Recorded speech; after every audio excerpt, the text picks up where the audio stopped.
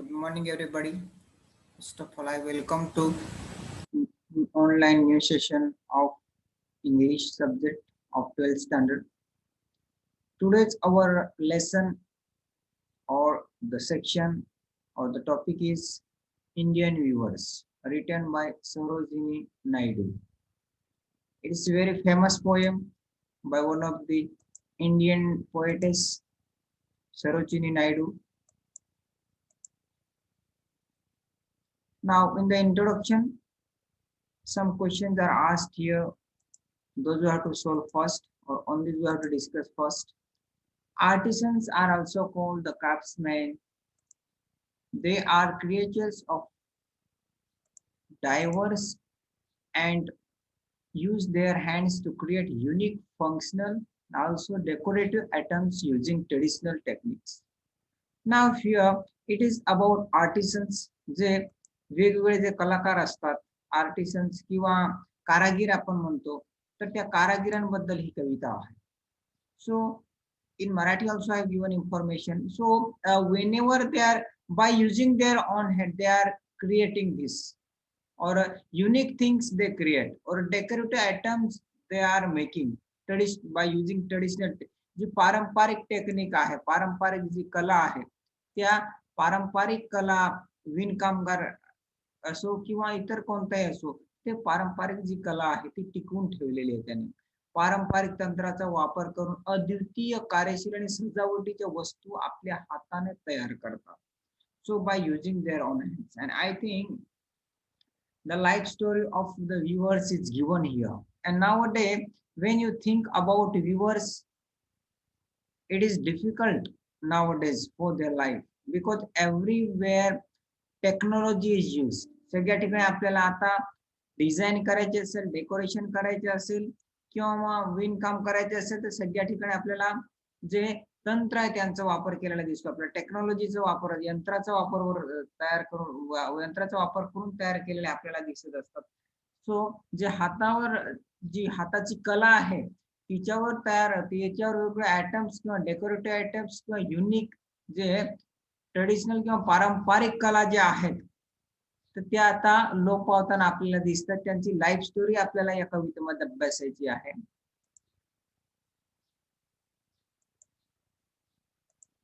Next is different type of artisans, जे वेगवेगळे कारागीर आहेत तर त्यांच्याबद्दल थोडीशी आपल्याला इन्फॉर्मेशन घ्यायची आहे. Gold Smith, black Smith, gold Smith मध्ये जो सोनार असेल तो, ब्लॅक स्मिथ मध्ये त्याला आपण लोहार म्हणतो. So these are different artisans and there are many other artisans are there. बहुतेक कारागीर आहे, कारपेंटर आहे, or a painter, how they are using their skill for painting. So whenever you are taking example of painter, एखाद्या पेंटरचं जर आपण उदाहरण घेतलं तर कोणत्याही टेक्नॉलॉजीचा वापर न करता एखादा व्यक्ती आपल्या समोर बसलेला असेल त्याची सुद्धा पेंटिंग करतात. काही जे पेंटर असतात ते, it is also one of the great skill of a person. एखाद्या व्यक्तीची एक चांगली स्किल असू शकते ती. So these are the artisans. Now there are many other artisans. Weavers may be there, or we can sculpture, basket maker, that is also one of the skill. Basket maker मध्ये जी टोपली असते ती विणणारे लोक, तेच त्यांची सुद्धा एक चांगली कला असते. Now next question in the discussion, next question in the introduction is given, on that we have to discuss with your partner the seasons, occasions when we need. आता जेव्हा वेगवेगळ्या सीझन मध्ये आपण काय काय वस्तू किंवा क्लोथ कसे वापरतो, that we have to see here the clothes we wear in different seasons. Summer season मध्ये वेगळे आपण कपडे वापरत असतो, विंटर मध्ये वेगळी असते, रेनी सीझन मध्ये आपण वेगळी कपडे वापरत असतो. सो हिअर समर सीझन मध्ये असलेली विंटर मध्ये आपण वापरू शकत नाही किंवा वापरले तरी चालू शकतात, परंतु रेनी सीझन, आता रेनकोट आहे, रेनकोट आपण फक्त रेनी सीझन मध्ये वापरतो, तो आपण समर सीझन मध्ये वापरत नाही किंवा विंटर सीझन मध्ये वापरत नाही. So as per the season we use our clothes. Now here some professions are given. इथं काही प्रोफेशन दिलेले आहेत, तर कोणत्या प्रोफेशन आपण काय म्हणू शकतो, that is given here. Work म्हणजे कोणतं काम करणारी व्यक्ती असेल त्याचे प्रोफेशन काय असू शकतं, that is given here in the introduction. One who views, जो विणकामगार असेल त्याला आपण म्हणतो विवर. वन हू सिंग्स, जो सिंगिंग करणारा असेल, जो गाणं म्हणणारा असेल त्याला आपण म्हणतो सिंगर, और his profession is singer. Next one who teachers, जो टीचिंग करत असतो त्याला आपण काय म्हणतो, प्रोफेशन त्यांचं काय, teacher. One who plays games, we can call him as a gamer, or we can say profession of the one who plays game, that is gamer. One who dances, dancer, जो dance करतो त्याला आपण dancer म्हणतो. किंवा one who cooks, त्याला आपण काय म्हणतो, कुक किंवा चेफ म्हणू शकतो. किंवा एखादा डान्स करणारा असेल त्याला आपण काय म्हणतो, डान्स म्हणतो. तसे वेगवेगळे प्रोफेशन आहेत, तर त्या प्रकारचे प्रोफेशन असेल तर त्याला आपण तो काय काम करत असतो, that is given here in this question. Now next one. Now one of the example is given here. Here Mahatma Gandhi is spinning charkha to give a rural people an opportunity to earn their livelihoods, to promote economic self-sufficiency and reliable or sustainable. Now here it is one of the art. ही सुद्धा एक हाताची कला आहे. Whatever Mahatma Gandhi is doing and what message he is giving by doing this, आणि हे करून त्यांनी आपल्याला काय मेसेज दिलाय, to give rural people an opportunity, जे ग्रामीण भागातील लोक आहेत त्यांना अर्निंग करण्यासाठी, लाईव्हलीहूड म्हणजे जीवन जगण्यासाठी किंवा अर्निंग करण्यासाठी, उदरनिर्वाह करण्यासाठी एक संधी म्हणून त्यांनी उपलब्ध करून दिली होती ती.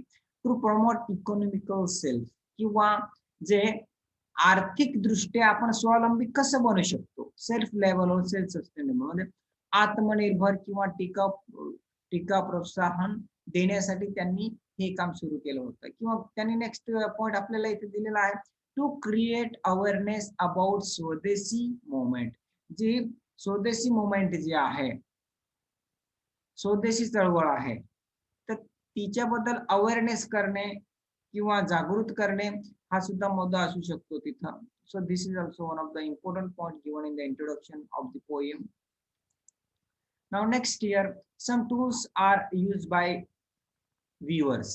जे व्ह्युअर्स आहेत त्यांनी वेगवेगळे टूल्स वापरतात असतात. त्याच्यामध्ये पहिलं दिलेलं आहे लूम, म्हणजे जो दोरा करण्याचं काहीतरी इथं आपल्याला एक यंत्र दाखवलेलं आहे. Next one is weight. जसं विणकाम करण्यासाठी वेगवेगळी कला असते, ते टूल्स आहेत, ते वेगवेगळे टूल्स आपण इथे बघतोय. Scissor, that is one of the tool use by weavers. Now yarn म्हणजे सूत किंवा धागा ज्याला आपण म्हणतो, ते वेगवेगळ्या प्रकारचे धागे असतील, ते विणकामगार कसे यूज करत असतात. हाऊ व्ह्युअर्स यूज द यान. Now let us see here. So this is a linen, woollen and cotton. म्हणजे लायलॉन असेल, लायनन असेल किंवा वुलन असेल किंवा कॉटन, ते वेगवेगळ्या प्रकारचे धागे सॉरी विणकामगार यूज करत असतात. That given here. Now next one is the introduction of the poem. Now here introduction of the poem, what to see, poet and the poem. Sarojini Naidu was a political activist, feminist, and the first Indian woman who became the president of Indian National Congress. Now she was Indian. त्या Indian होत्या. And 1879 to 1949 that was her period. म्हणजे तिचा कालखंड कोणता दिलेला आहे, 1879 ते 1949 पर्यंत, म्हणजे स्वातंत्र्य झाल्यानंतर 2 वर्षांनी त्यांचा डेथ झालेला आहे. वॉज पॉलिटिकल ऍक्टिव्हिस्ट, एक ऍक्टिव्हिस्ट होते ते, पॉलिटिकल राजकीय क्षेत्रात सुद्धा त्यांनी काम केलेलं आहे. Feminist, female writer, and the first Indian woman who become the president of Indian national Congress. भारतीय काँग्रेसच्या पहिल्या प्रेसिडेंट म्हणून सुद्धा त्यांनी काम पाहिलेलं आहे. She was an important figure in Indian struggle for independence. जे इंडियन स्ट्रगल, जे भारताचे जे स्ट्रगल आहे, संघर्ष जे भारताने केला टू गेट द इंडिपेंडन्स, त्याच्यामध्ये सुद्धा यांचा रोल अतिशय महत्वाचा आहे. Her role was very important in Indian struggle for freedom also. Sarojini Naidu's work as a poet earn her the sobriquet of the nightingale of India. त्यांना नाइटिंगेल ऑफ इंडिया असं टोपण नावाने सुद्धा ओळखले जातात. नाइटिंगेल म्हणजे काय, एक लहानसा पक्षी असतो, looking very beautiful. It sings in the night also and at day also. हा पक्षी दिवसा सुद्धा गात असतो आणि रात्री सुद्धा गात असतो. And the voice of this bird or the sound of this bird is very sweet. आणि त्यामुळे यांची तुलना एका नाइटिंगेलशी केलेली आहे. Next one is Later, she became the governor of United Provinces in 1947, becoming the first woman to hold the office of governor in independent India. स्वतंत्र भारतामध्ये ती पहिली लेडी ठरलेली आहे की त्यांनी जे गव्हर्नर ऑफिस मध्ये काम केलेलं आहे. Now next, let us see next one.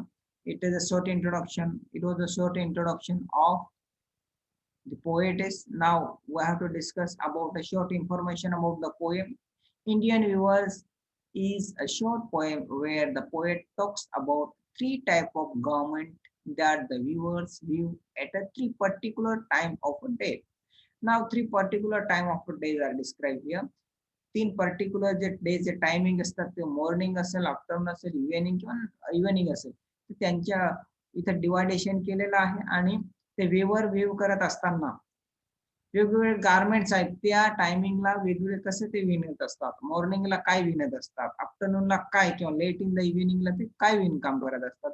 That is one here. Each stanza of the poem represent the three important events of human life.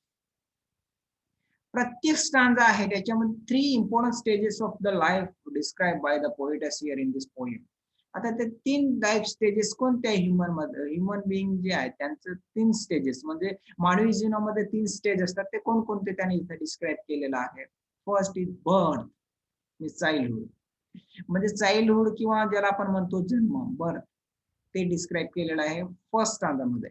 Second स्टांजामध्ये अडल्टहुड, दॅट इज यंग, तारुण्य जे आहे ते व्यक्त केलेलं आहे. And third stage of human life that is death, म्हणजे old age. Old age किंवा डेथचं डिस्क्रिप्शन त्यांनी केलेलं आहे और डिस्क्राइब केलेला आहे in the last stanza. The colours mention in the stanza are very significant, आणि वेगवेगळे कलर त्यांनी इथे मेन्शन केलेला आहे. दोज आर व्हेरी सिग्निफिकंट आणि ते खूप महत्वाचे आहेत. And as they indicate the moods related to the event. एखादा इव्हेंट असेल तर तेव्हा आपला मूड कसा असतो त्याच्यावर आधारित त्यांनी कलर जे आहेत ते मेन्शन केलेले आहेत स्टांजामध्ये. So in short the three stages of human life are describe by the poetess Sarojini Naidu in this poem, Indian viewers. Now, my friends, here introduction is over. If you have